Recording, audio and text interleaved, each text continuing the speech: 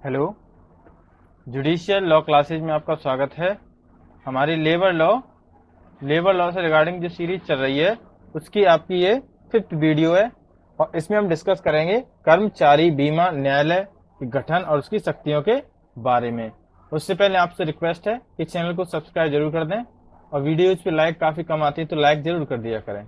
ठीक है, ये 2 काम जरूर कर दिया करें। हाँ, तो इसको डिस्कस कर लेते हैं। कर्मचारी बीमा न्यायालय क्या होते हैं, गठन और शक्तियों के बारे में। ठीक है, तो देखिए, सामाजिक सुरक्षा संहिता 2020 की धारा 48 से 51 में उसकी गठन एवं शक्तियों के बारे में प्रावधान दिए गए हैं और धारा 52 में, यानी ये कह सकते हैं कि सामाजिक सुरक्षा संहिता में कर्मचारी बीमा न्यायालय जो है उसके बारे में धारा 48 से 52 के अंतर्गत दिए गए हैं और 52 में इसके अपील के संदर्भ में, न्यायालय में अपील के संदर्भ में प्रावधान किए गए हैं। ठीक है, चलिए सबसे पहले इसका गठन देख लेते हैं। ठीक है, 48 के अंतर्गत, धारा 48 के अंतर्गत इसका गठन देख लेते हैं। तो राज्य सरकार जो है, राज्य सरकार द्वारा जितना ये ठीक समझे उतने न्यायाधीश मिलकर इसका गठन करते हैं। ये राज्य सरकार पर है, अगर राज्य सरकार जितना ठीक समझे उतना उसमें इतने आपके ये न्यायाधीश गठित किए जाते हैं। न्यायाधीश कोई भी न्यायिक अधिकारी या विधिक व्यवसायी हो सकता है, लेकिन उसको मिनिमम 5 वर्षों का अनुभव होना चाहिए। इसमें ये दूसरी बात कही गई है। तीसरा पॉइंट ये है कि राज्य सरकार अधिक क्षेत्रों के लिए एक न्यायाधीश, देखो इंपोर्टेंट बात है इसको, अधिक क्षेत्रों के लिए एक न्यायाधीश, एक न्यायालय या अधिक न्यायालयों के लिए एक क्षेत्र गठित कर सकेगी। यानी ये पूरी तरह राज्य सरकार पर होगा कि या तो अधिक क्षेत्रों के लिए कोई एक न्यायालय कर दे, ठीक है, या एक जो न्यायालय है उसको एक न्यायालय का गठन अधिक क्षेत्रों के लिए कर दे। ठीक है, ये चीजें राज्य सरकार पर निर्भर है। ठीक है, 4th पॉइंट ये है इसमें गठन के संदर्भ में, एक क्षेत्र के लिए अधिक कर्मचारी बीमा न्यायालयों में काम काजों का वितरण राज्य सरकार कर सकेगी। यानी काम काजों का वितरण जो होगा कर्मचारी बीमा न्यायालयों में उसको राज्य सरकार करेगी। ठीक है, कि कौन कौन क्या उसका वितरण पूरा राज्य सरकार करेगी। अगला जो पॉइंट है अपना वो है कर्मचारी बीमा न्यायालय के अंतर्गत आने वाले मामले। अब जो कर्मचारी बीमा न्यायालय है उसके अंतर्गत जो मामले आते हैं उसके संदर्भ में देख लेते हैं। इसका प्रावधान आपका धारा 49 के अंतर्गत किया गया है मामलों के संदर्भ में, कर्मचारी बीमा न्यायालय। हाँ, इसमें निम्नलिखित प्रश्न या वादों का दावा होने पर, अब इसमें ऐसे मामले आते हैं, कौन कौन से उनको देख लेते हैं कि कर्मचारी अभिदाय यानी कंट्रीब्यूशन का जिम्मेदार है या नहीं, इस प्रकार के मामले देखे जाते हैं।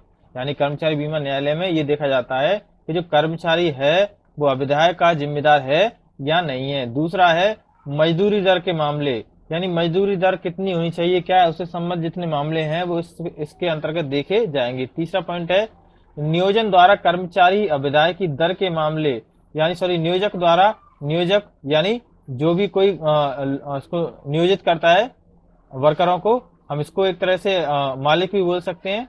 ठीक है, या मालिक कोई व्यक्ति नियुक्त कर देता है उसको नियोजक बोलते हैं। ठीक है, उद्योगों के अंतर्गत, तो उसके द्वारा कर्मचारी अभिदाय की दर के मामले वो सब इसके अंतर्गत देखे जाएंगे। अगला पॉइंट है कोई भी व्यक्ति प्रयोजन के लिए नियोजक है या था, ऐसे मामले, यानी कोई भी व्यक्ति किसी भी प्रयोजन के लिए नियोजक था या है कि नहीं है, ऐसे मामले इसके अंतर्गत देखे जाएंगे। ठीक है, अगला पॉइंट है प्रसूति यानी बेनिफिट संबंधी मामले, महिलाओं को लेकर जो प्रसूति संबंधी मामले हैं बेनिफिट्स के, उसके संबंध में। अगला पॉइंट है प्रसूति संबंधी मामलों को पुनर्वलोकन, उनके दिशा निर्देश जैसे मामले जारी किए जा सकते हैं तो इस न्यायालय के अंतर्गत देखे जाएंगे, ऐसे मामले इसमें आएंगे। ठीक है, कर्मचारी बीमा न्यायालय के अंतर्गत। अगला पॉइंट है अपना अन्य विषय जो वादग्रस्त हों और अन्य सभी अन्य सभी विषय जो वादग्रस्त हों वो इसी न्यायालय के अंतर्गत आएंगे। अगला पॉइंट इसमें यह नियोजकों से अभिदायों की वसूली के मामले, यानी जो नियोजक होते हैं उनसे अगर किसी प्रकार का अभिदाय संदर्भित है तो उसकी वसूली के मामले भी इसके अंतर्गत देखे जाएंगे। अब धारा 41 की उपधारा 8 व 42 के अधीन दावे जो हैं रकम की वसूली संबंधी वो भी इसके अंतर्गत आएंगे। अगला है आपका धारा 126 के अधीन अपील प्राधिकारी आदेश भी इसके अंतर्गत आएंगे। ये मामले हैं जिनको अपीली न्यायालय के अंतर्गत देखा जाएगा, तो बीमा न्यायालय के अंतर्गत। अगला है नियोजक द्वारा ठेकेदारों से अविदाय वसूली के मामले, यानी ज्यादातर इसमें अविदायों के मामले हैं, कुछ प्रसूति सुविधाओं के मामले हैं और अन्य विषय हैं जो वादग्रस्त हों। ठीक है। अगला पॉइंट है इसमें अध्याय के अधीन कोई भी अन्य दावा। अब इस अध्याय के अधीन कोई भी अन्य दावा जो इसे संदर्भित हो या इससे समान रूप रखता हो, वो सभी मामले इस बीमा न्यायालय के अंतर्गत आएंगे। ठीक है। अगला ये तो मामले रहे अपने अपने के कौन कौन से प्रश्न या विवाद दावे होने पर इसके अंतर्गत आ सकते हैं धारा 39 के अंतर्गत, और इसके अंतर्गत और किस प्रकार के मामले आ सकते हैं। नंबर पॉइंट 2, नियोजकों और निगम के अविदाय या अन्य मामलों में, यानी नियोजक जो हैं और निगम के अविदाय या अन्य मामलों में नियोजक द्वारा कर्मचारी द्वारा, देखो नियोजक होता है एम्प्लॉयर जो एम्प्लॉय जनरेट करता है, और आपका कर्मचारी होता है एम्प्लॉय। ठीक है, वर्कर। बीमा न्यायालय में प्रश्न जब तक नहीं उठाया जा सकता जब तक निगम द्वारा दावाकृत रकम का 50% नियोजकों द्वारा न्यायालय में जमा न कर दें। न्यायालय इसे कम या छोड़ सकते हैं। अब जब कोई भी विदाय का मामला चलता है तो नियोजक द्वारा जरूरी है कि जो भी वादग्रस्त रकम है उसका निगम द्वारा वादग्रस्त रकम का 50% नियोजक 50%, सॉरी हाँ आपका एक मिनट, हाँ, तो निगम द्वारा जो दावाकृत रकम है उसका नियोजक द्वारा 50%, किसके द्वारा, नियोजक द्वारा, एम्प्लॉयर द्वारा। ठीक है, नियोजक द्वारा 50% न्यायालय में जमा कर सकता है, जमा कराना जरूरी है। और ये जो रकम है इसको घटा बढ़ा सकने की शक्तियां सब न्यायालय पे है, न्यायालय चाहे तो इसको छोड़ भी सकता है। अगला पॉइंट है अपना तीसरा पॉइंट, इस संहिता के अधीन मामलों में किसी सिविल न्यायालय को न्याय निर्णय देने की अधिकारता नहीं है। यानी इस संहिता के अंतर्गत जितने प्रकार के मामले हैं उसमें अन्य जो मामले हैं या सिविल न्यायालय हैं उन न्यायालयों को न्याय निर्णय करने की अधिकारता नहीं है, इस प्रकार के मामले। हाँ,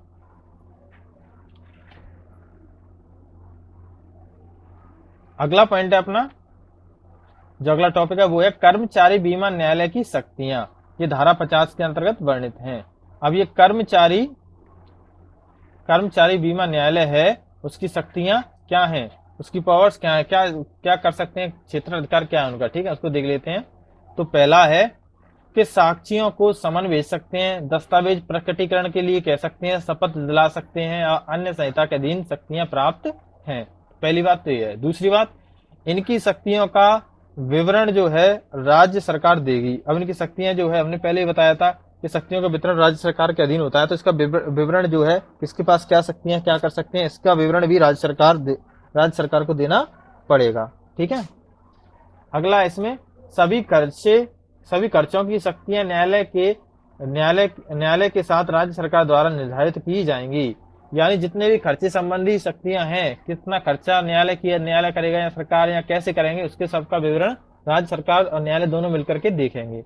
सभी आदेश सिविल न्यायालय द्वारा पारित जैसे माने जाते हैं। अब कर्मचारी बीमा न्यायालय द्वारा जितने भी आदेश पारित किए जाएंगे तो ऐसा माना जाता है कि मान के चलो सिविल न्यायालय द्वारा ही प्रदत्त किए गए हैं। वहीं समान शक्ति और समान एक तरह के ये कह सकते हैं पावर वाले वो आपके निर्णय होते हैं। यानी निर्णयों में कोई कमी नहीं बरती आई कि सिविल न्यायालय के निर्णय अलग होते हैं, ये अलग होते हैं, समान रूप से समझे जाते हैं। अब धारा 52, एक मिनट, आपकी धारा 52 से पहले आपकी धारा 51 भी है जिसमें न्यायालय की कार्रवाइयों संबंधी प्रावधान किए गए हैं। तो इसमें जो पहला पॉइंट बताया गया है कार्रवाई संबंधियां, तो उसमें यह बताया गया है कि कोई भी वाद के संबंध में इस न्यायालय में अपनी उस वाद के संबंध में फाइल प्रकट कर सकता है, यानी फाइल दे सकता है, और जो भी प्रक्रिया है राज्य सरकार द्वारा वो चलाई जाएगी। तो कार्रवाई के संदर्भ बताए गए क्या उनके अंतर्गत। दूसरा पॉइंट ये बताया गया है कि किसी भी व्यक्ति द्वारा यहाँ पर आवेदन किया जा सकता है जो आपका इस बीमा न्यायालय के अंतर्गत संदर्भित विषयों में से अगर उसका विषय एक हो तब। ठीक है। तीसरा पॉइंट ये बताया गया है कि कर्मचारी बीमा न्यायालय में विधि का कोई भी प्रश्न रहता है तो वो अन्य न्यायालयों से भी उस प्रकार के मामले ले सकता है, अन्य प्रश्न निहित रहते हैं तो, और अन्य न्यायालयों की एक तरह से मदद भी ले सकता है। तो ये तीन बातें इसमें बताई गई मुख्य रूप से धारा 51 के अंतर्गत। ठीक है। अब धारा 52 में क्या बताया गया है, धारा 52 में उच्च न्यायालय को अपील के संदर्भ में बताया गया है। यानी कर्मचारी बीमा न्यायालय से कोई व्यक्ति असंतुष्ट होता है तो वो उच्च न्यायालय को अपील कर सकता है। कैसे? कि कर्मचारी बीमा न्यायालय के विरुद्ध कोई भी अपील नहीं होगी। पहली बात तो यह है कि जो ये निर्णय दे दिया जाता है कर्मचारी बीमा न्यायालय के द्वारा, वो कोई भी अपील उसके विरुद्ध नहीं होगी। लेकिन उसकी कुछ शर्तें भी, अगर होगी तो कब? यदि विधि का कोई प्रश्न अंतर्निहित हो तो अपील हो सकती है। ठीक है। और इस प्रकार की अपील आदेश जब जारी होता है कर्मचारी बीमा न्यायालय के अंतर्गत, उसके बाद 60 दिन के भीतर की जानी आवश्यक है। परिसीमा अधिनियम 1963 की धारा 5(12) के आबद्ध अपील द्वारा लागू इसमें होते हैं। अपीली राशि का संदाय में विनिश्चित होने तक कर्मचारी बीमा न्यायालय रोक सकेगा। यानी जब तक अपीलीय राशि का संदाय नहीं कर दिया जाता तब तक कर्मचारी बीमा न्यायालय द्वारा इस प्रकार के न्यायालयों पर अपने कंट्रोल रखे जाएंगे। ठीक है। तो ये थी आज की वीडियो आपकी कर्मचारी बीमा न्यायालय के संदर्भ में। आशा करता हूँ ये आपके लिए हेल्पफुल रहे। चैनल को सब्सक्राइब जरूर करें, वीडियो को शेयर करें। Thank you.